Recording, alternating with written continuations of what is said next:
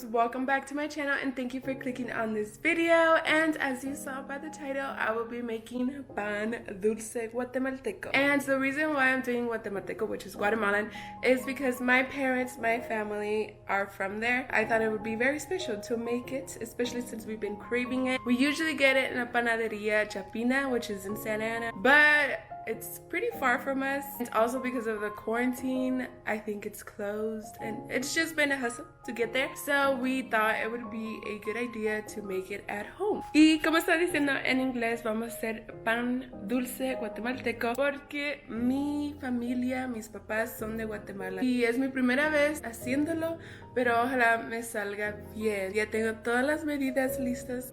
So right here I already have the ingredients measured out. So I have 2.5 cups of all-purpose flour, and I have 4 tablespoons of baking powder and 2 tablespoons of yeast, half teaspoon of salt. I have 10 tablespoons of manteca vegetal. I'm not sure how you say it in English. I have 1 1/4 cup of sugar, and I have 2 cups of water, which I'll be mixing it all up. So to start off with, we are going to place all the dry ingredients first, and then we'll be adding the water to making the dough, la masa. I heard this is the toughest part because you have to get it to the right consistency and it takes a lot of arm work. So wish me luck, but let's get started. So you want to make sure you have a clean surface, and we're going to place the 2.5 cups of flour first. We're going to make a small gap. Also make sure your hands are clean. We're going to make a small gap in the middle.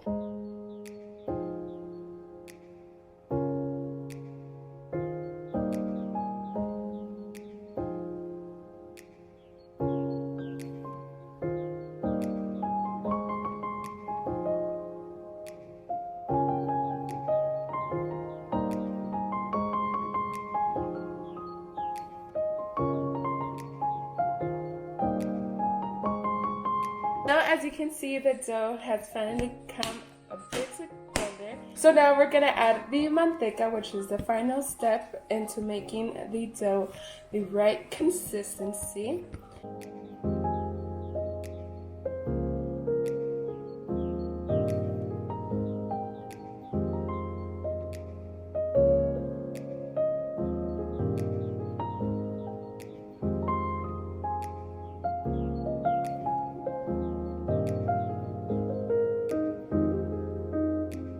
So my brother's helping me finish the dough, and now we're gonna work on the sugar on top. It's kind of like a concha. So you're gonna add 1 cup of all-purpose flour, half a cup of sugar, and half a cup of manteca.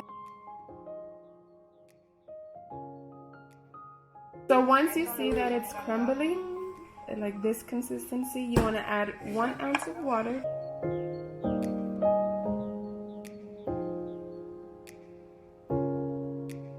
So the dough is done, and I also finished the sugar coating on top. This is the consistency you want for it. And so we're gonna put this in the refrigerator, and also you want to let the dough sit outside with a damp towel on top for it to rise up. So while this is in the refrigerator, this is gonna be sitting outside. So everything is still resting. The sugar coating and the dough are in their process still, but I wanted to come by, stop, and say something because I did add and remove some of the measurements from the recipe that I got, just because I felt like the dough, the consistency weren't good. I added like a cup more of flour. I did less of the water. I did 2 cups. I did 1.5, and I added a little bit more of manteca. The reason why is because once I was mixing it, I felt like the dough wasn't good, like the consistency wasn't good enough. But if you are interested in the correct measurements, I will be putting them down in the description box so you guys can know exactly the measurements I did to get to where I have it. So I have taken out the dough from where it was sitting. I stretched it, I moved it a little bit more, and now we're gonna flatten it out and cut out little cubes to make little circles to form the shape of the bread.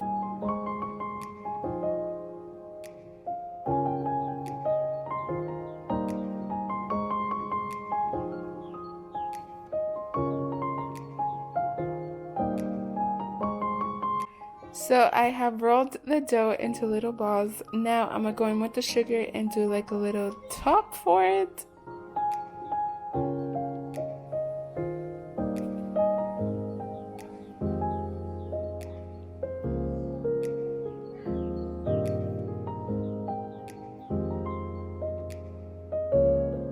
Now we're gonna cut just to make a little design on it.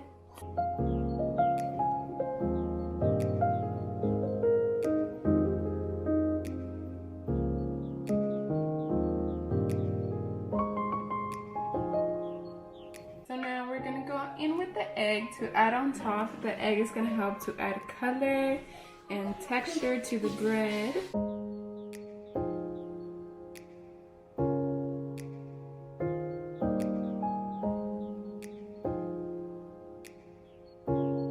So I have preheated the oven to 350. Now I'm kind of nervous. Hopefully they turn out good because like I said, it's my first time making it and I'm no baker. I'm no professional at this. So I'm crossing my fingers and praying that they come out good because if not, I'm gonna be very disappointed in myself. So now we're gonna put them in the oven and so my bread is in and I placed a pot of water in the bottom just because I've heard that it helps to make the bread rise better. So the bread is done. We cooked it for around 40 minutes and they look pretty good. I was actually a little scared that it wasn't gonna come out as good, but they came pretty good. Let me show you.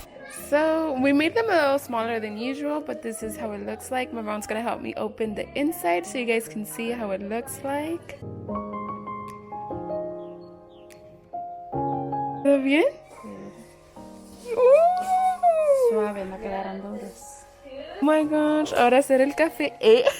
So as you saw, I finished my pan dulce guatemalteco and it's pretty good. Me and my mom taste it and it's really delicious. And that was it for today's video. Thank you so much for watching. Hope you liked it. I tasted it. You liked it?